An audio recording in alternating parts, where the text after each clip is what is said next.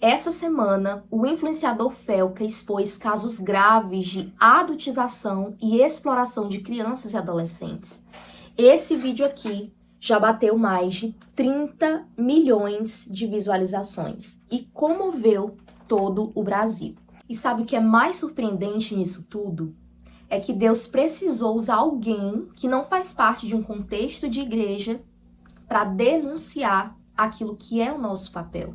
E isso me faz pensar, será que nós estamos exercendo o nosso papel como defensores da verdade e como denunciantes do pecado? A adultização infantil não é algo novo, mas é algo que tem crescido cada vez mais, principalmente com o crescimento das redes sociais, reality shows, e até mesmo tem se utilizado estratégias de marketing para fazer de crianças produtos em troca de dinheiro, de fama, e é o que muitos influenciadores têm se utilizado para faturar em cima dessas crianças. E eu não estou aqui de forma alguma para isentar o papel do Estado em ter que criar leis e formas de proteger essas crianças. E claro, também da sociedade, que tem um papel fundamental na educação e na formação dessas crianças. Mas e a igreja?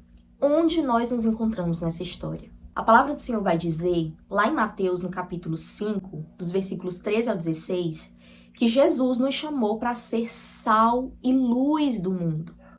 O sal é aquele que preserva e a luz é aquilo que expõe. E preservar é proteger a verdade, é proteger vidas. Expor é denunciar o pecado, mesmo quando é desconfortável.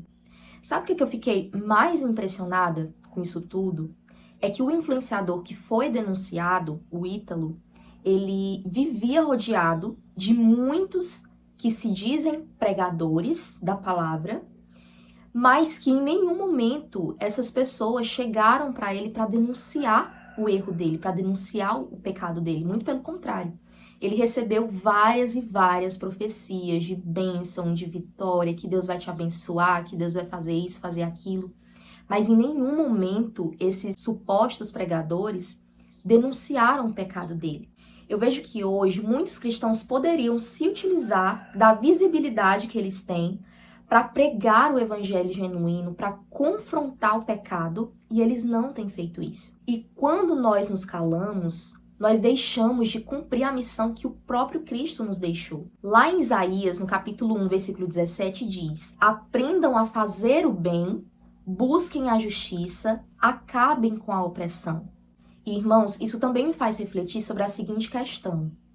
Se nós, como cristãos, como filhos de Deus, não estamos nos incomodando com aquilo que incomoda o coração de Deus, isso significa que o nosso relacionamento com Ele tem sido muito raso. Quando foi que nós deixamos de ouvir a voz de Deus para normalizar aquilo que é errado? Lá em Isaías, no capítulo 5, 20, diz: ai dos que chamam mal de bem e o bem de mal. Irmãos, quando eu olho para a palavra de Deus e vejo que muitos homens e mulheres dedicaram suas vidas à exposição do genuíno evangelho, em denunciar o pecado, e eles não se acovardavam com isso, e comparo com a nossa geração hoje, eu me sinto muito entristecida. Se tem alguém que eu admiro muito na palavra de Deus, além de vários outros homens e mulheres, é o ministério de João Batista. João Batista, ele não era alguém que estava preocupado com a sua reputação.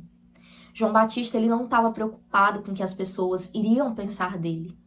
A única coisa que João Batista carregava era uma mensagem. E ele anunciava essa mensagem, custe o que custasse.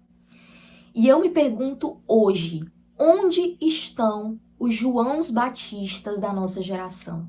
Onde estão aqueles e aquelas que irão denunciar o pecado, custe o que custar? É necessário Deus usar um homem que nem faz parte de um contexto de igreja para denunciar aquilo que nós, como igreja, deveríamos estar denunciando.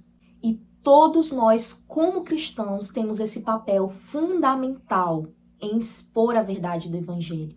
Seja na nossa casa, no trabalho, na faculdade, seja qual for o meio em que nós estamos inseridos, nós precisamos ser sal e luz. Não espere somente pela liderança da sua igreja, pelo seu pastor, pelo seu líder. Não espere somente pelo governo. Seja você a diferença que esse mundo precisa. Você também é parte dessa solução. Você é luz. A sua voz também importa. Quanto às crianças, elas são amadas por Deus. Elas são preciosas para o Senhor. E elas têm o direito de viver cada fase da vida em um ambiente de paz, de alegria, de segurança. E nós temos o dever de protegê-las. Não só como cristãos, mas também como cidadãos. E a palavra do Senhor vai dizer lá em Salmo 82:3, defendam o direito dos fracos e dos órfãos. Façam justiça aos pobres e oprimidos. Meus irmãos, eu sou tia. Eu tenho 3 sobrinhos. Uma de 10, um de 9 anos e um que está no forninho para nascer.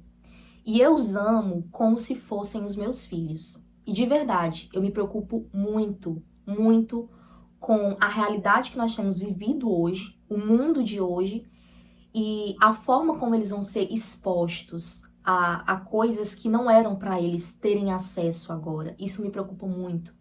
E eu, como tia, tenho, de certa forma, cumprido o meu papel de instruí-los na verdade, de falar de Jesus para eles. E o meu desejo mais profundo é que eles conheçam o Deus que os criou e vivam a sua verdadeira identidade nele. E talvez Deus esteja te chamando hoje para ser uma voz, não para atacar pessoas, porque isso não faz parte do cristianismo genuíno, mas para confrontar o pecado, assim como Jesus faria. Que nós sejamos uma geração que não se cala diante da injustiça, mas que nós sejamos sal e luz e preguemos a verdade, custe o que custar. E bom, se Deus falou com você através desse vídeo de alguma forma, eu quero te pedir para se inscrever aqui no canal. Verifica se você ainda não é inscrito e já se inscreve aqui embaixo. Deixa também o seu like, porque isso é muito importante para o YouTube entregar para mais pessoas. E também comenta aqui embaixo o que você achou, o que Deus ministrou ao seu coração. E eu te espero num próximo vídeo.